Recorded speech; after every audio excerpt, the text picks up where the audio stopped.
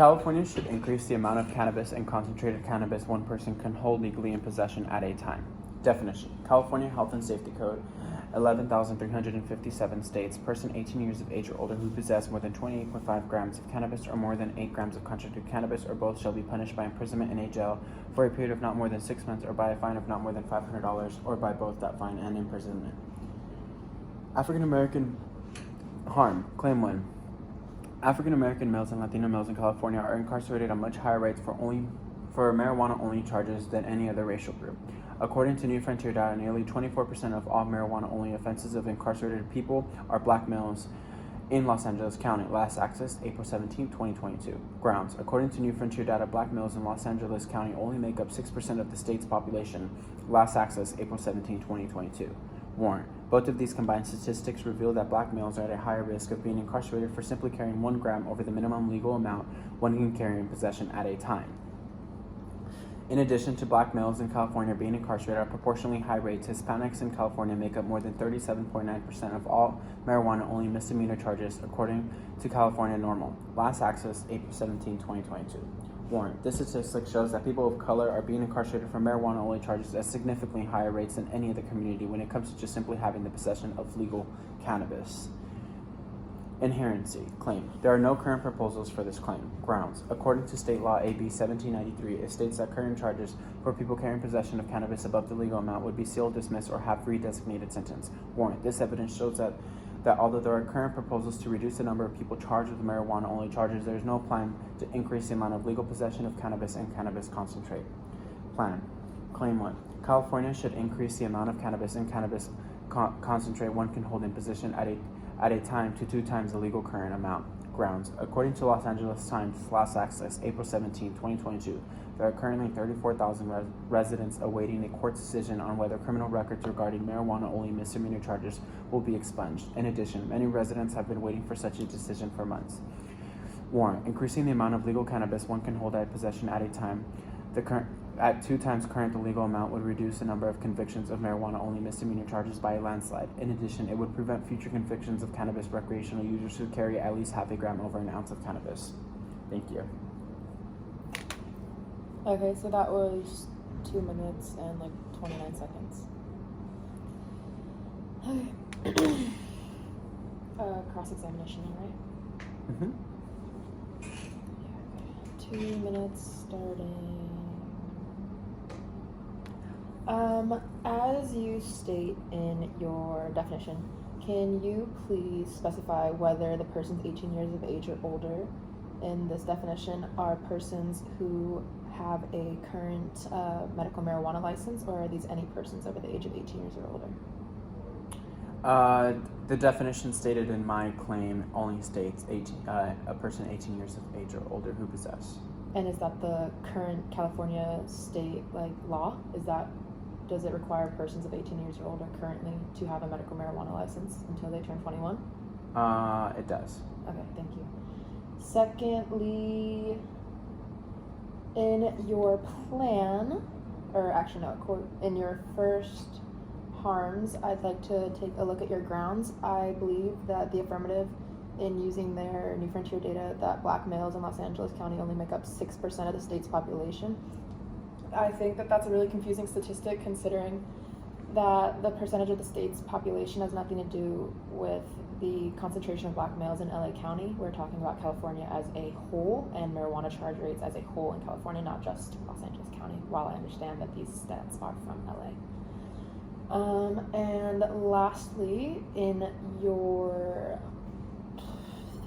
plan, it says that by increasing the amount of legal cannabis one can hold in possession at a time to 2 times the current legal amount, it would reduce the number of convictions of marijuana-only misdemeanor charges by a landslide, and that it would prevent future convictions of cannabis and recreational users.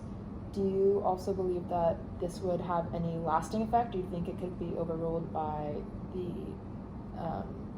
discrimination that's been held at the courts? I think that that's a very big statement to make. Also, too, in addition, California is a very more liberal state, which has a lot more, there is less discriminatory charges based on people of color. It's more just possession of just a little bit over the legal amount of marijuana, of cannabis a person can carry. Thank you. We're done. I stopped at 2 minutes, but his explanation went like 10 seconds over. I don't know if that matters. I don't think it does. I think it only matters for me. And then negative for speech. Okay. Reset.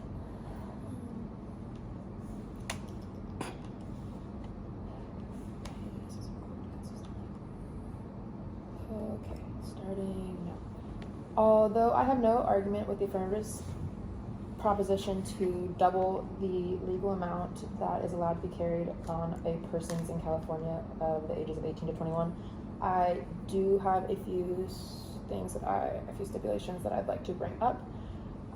In this subplan, while we are talking about current and future prosecutions of marijuana charges, your plan has no action to deal with the said POCs and African American and the Latinos that are currently convicted or that are currently waiting for their cases to be processed.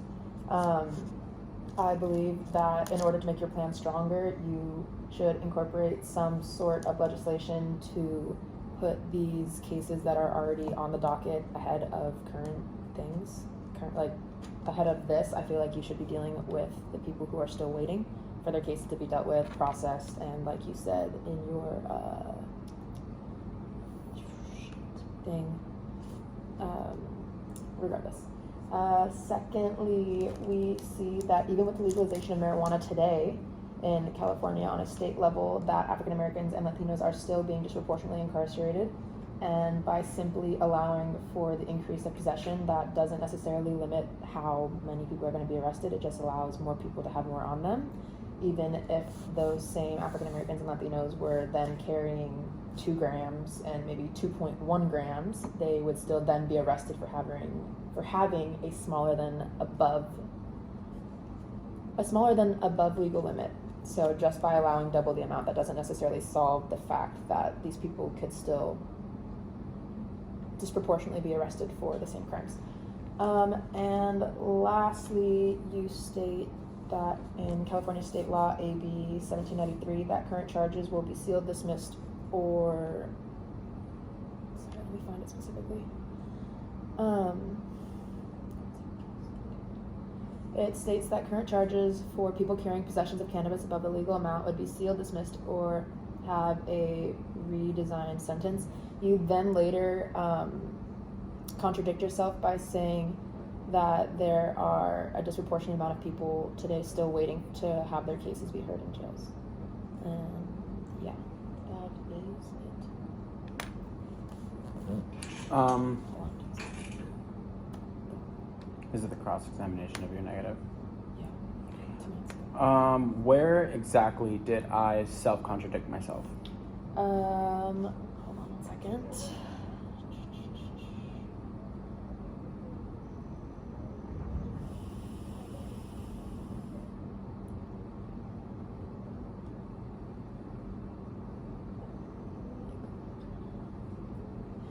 Take up so much time. You say many residents, so in your plan on your grounds, it says according to the Los Angeles Times, last accessed April 17, 2022, there are currently 34,000 residents awaiting a court's decision on whether criminal records regarding marijuana-only misdemeanor charges will be expunged. In addition, many residents have been waiting for a decision for months. This is after marijuana has been legalized at a state level for recreational and medical use. So I think that just by doubling it, it doesn't help the people who you're saying are disproportionately that are still being affected by these laws, even though they're not free. Yes, but in my warrant, I did include that it would prevent future convictions of cannabis recreational users who carry at least half a gram over of cannabis. Correct, and I agreed with the fact that it helps future cases, but it's not helping the people that you're using your statistics, which are currently incarcerated persons. Exactly, but I am currently not using those statistics to justify my claim in the sense of, I don't know what I'm saying. Period. Okay. It's 1 minute 30. And then closing arguments. It didn't record for like 30 seconds, but who cares? It's okay. So your closing recap why you should win. 2 minutes starting. Go. I think that I should win this argument because increasing the amount of legal cannabis that a person can hold in possession at a time would allow people who use cannabis recreationally to feel safe out on the streets or out on the beach in the state of California who simply carry over an ounce of cannabis. It would also allow people to simply drive cannabis or deliver cannabis without the fear of just carrying a little bit slightly over an ounce of cannabis. I also think that I'm a very strong and ally over the cannabis industry, so I just feel that I should win. Thank you. Thank you. Boy 20. I believe that my proposition for a different legislative movement, whether it's dealing with current convictions prior to this, I think that is a stronger case because, like I said, simply by allowing the free man to possess more marijuana does nothing more for those who have already been disproportionately affected by these laws that are now gone. We have people that are arrested for minuscule amounts, and we have people who are now, like you said, selling and making profit off of it, and we haven't yet to deal with those who are incarcerated. So I feel like that should be our first goal before we allow the free man to possess more. Yes, but There's no more to talk, babes. That's it. Oh. Okay, I forgot. I was about to get passionate. Okay, that's the first video. Top of case. Federal transportation funding should be focused towards sustainable transportation, city and suburban. The United States federal government should fund sustainable transportation. Definition. Sustainable transportation, according to the TMD Encyclopedia Victoria Transportation Policy Institute of 2017, is defined as one in which fuel consumption, vehicle emissions, safety, congestion, and social and economic access are of levels in which they can be sustained into the indefinite future without causing great or irreparable harm to future generations of people throughout the world. Harms. The government's current plan on sustainable transportation is not sufficient enough to create the immediately needed results. Grounds. Petroleum, natural gas remain the most consumed sources of energy in the United States through 2050, but renewable energy is the fastest growing, according to the U.S. Energy Information Administration of March 3, 2022. According to Transportation Sustainability in the United States, leading from below 2020, the United States' current plan is by 2030 to provide access to safe, affordable, accessible, and sustainable transportation systems for all, improving road safety, and notably by expanding public transportation with special attentions to needs of those in vulnerable situations like men, children, women, and persons with disabilities. These combined policies are not enough to make a lasting and ever-changing difference for future generations to enjoy. There needs to be an action taking place now that is indefinitely causing sustainable transportation in the United States. According to the Journal of Comparative Urban Law and Policy, Volume 4, 2020, Issue 1, Article 33, the national budget of 18 countries addresses sustainable development. The United States budget does not. One of the world's largest emitters of greenhouse gases ought to have some sort of funding for this type of research and the effects that these gases may be having. As of 2020, the Global Change Data Lab put the U.S. as part of the top 10 contributors for the world's CO2 emissions through burning of fossil fuels. If we still see ourselves dependent on oil in 2050, as stated above, then we must act now. Claim 2. By enacting sustainable transportation practices in the U.S., we would also see a benefit in the overall health of American citizens. Not only would asthma rates drop, but the promotion of walking, biking, and skating as optimal modes of daily transportation, we would see the overall health of citizens improve. Health, as defined by the World Health Organization, is a state of physical, mental, and social well-being, and not merely the absence of disease or infirmity. Grounds. The Division of Sustainable Development, College of Science and Engineering, and Hamad Dola Qatar recently published their findings on the reduction of urban sprawl. In this research, it was concluded that walkable and pedestrian-friendly cities not only led to improved mental health and reduced levels of chronic illnesses in older adults, but it also noted that cities with higher step counts saw a lower number of overall mortality rates, September 2021. Although the United States has several examples worldwide as to how best implement these practices, it still chooses to focus on electric vehicles and limiting emissions from current cars. In order to be productive with the goal at hand, legislation must be passed to usher in a new ideology and way of life. Inherency. There are no current proposals for sustainable transportation in the U.S. long term. Grounds. According to the AEO 2022, last access March 29, 2020, 2, U.S. crude oil production reached record high while natural gas production is increasingly driven by our natural gas exports, not our use in the United States. Warner, this demonstrates that despite the knowledge of fossil fuels, the limitation of fossil fuels and their harm to the population as a whole, the government continues to do nothing significant to make a change.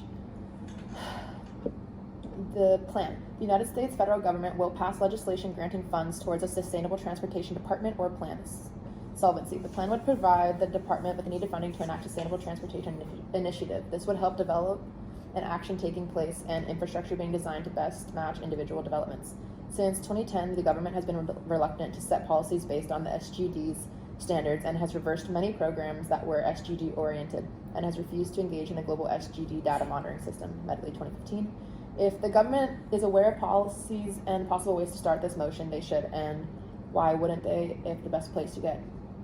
If we can clearly see the impact that they're having in other nations. Sorry, I went slightly over. Okay, reset and 2 minutes for this examination. Alrighty. Whenever you start, I'll start. Second. Awesome. Okay, so at the top of your case, you state that your case states that federal transportation funding should be focused towards sustainable transportation, and in parentheses you have city and suburban. Do you realize that most city and suburban areas have their own allocated funding through the states that they are currently residing in, not necessarily federally?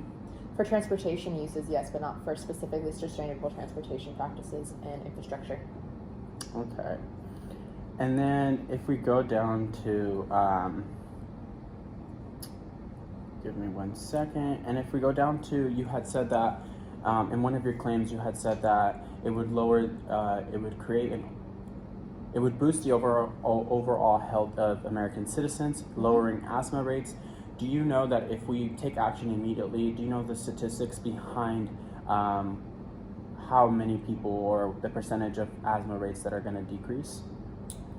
No, because it hasn't been studied in the United States based, or it hasn't been studied in the US or anywhere even close to the US. We have examples, like I said, in European countries and even in certain Canadian cities, but we don't have enough change happening now to create the needed data. Okay. And you had also stated that our government should,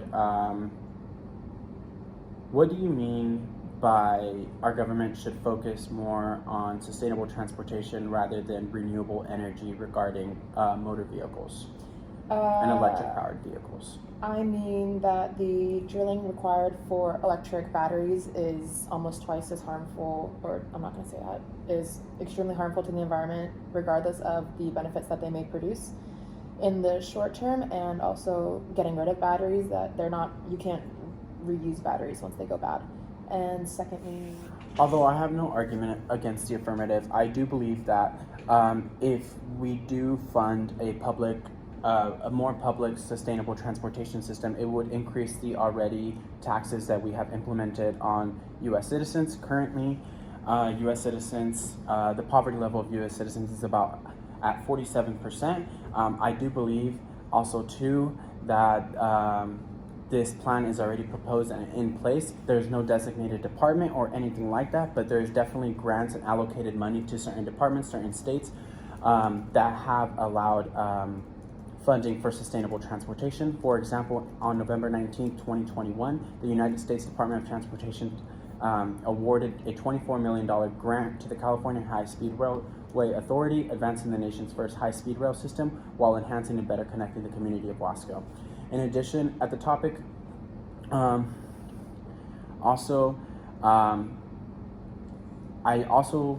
want to add that this plan is also in place in different states, not necessarily federally, but I do believe that there is sustainable transportation plans among different states, like the one that I had stated before in the state of California. In addition, there is, yes, that is all I have to say.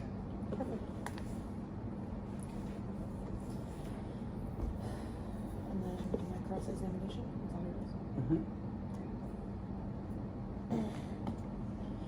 Okay, To start off initially, you mentioned that there have been funds allocated to the high-speed rail. That is an interstate connective transportation system. It is through the state, and I'm specifically talking about city through suburban. So while I appreciate that example and I support that funding, it is not directly related to what I'm talking about. I'm talking about a much smaller scale action, basically. Secondly, you mentioned that it would increase our already high taxes. I'm not sure if you're quite aware, but per GDP, California is the fourth richest state per capita. Basically, that means coming in at $78,670. While we are one of the richest, I feel that transportation, like I said, is an everlasting thing, especially if we're doing it like this. And this would lower our taxes in the long run. We wouldn't have to be paying for potholes. We wouldn't have to be paying for so many accident fees, lights, traffic cams, and things like that, especially in, like I said, smaller areas. And lastly, you said that this has been implemented in other states.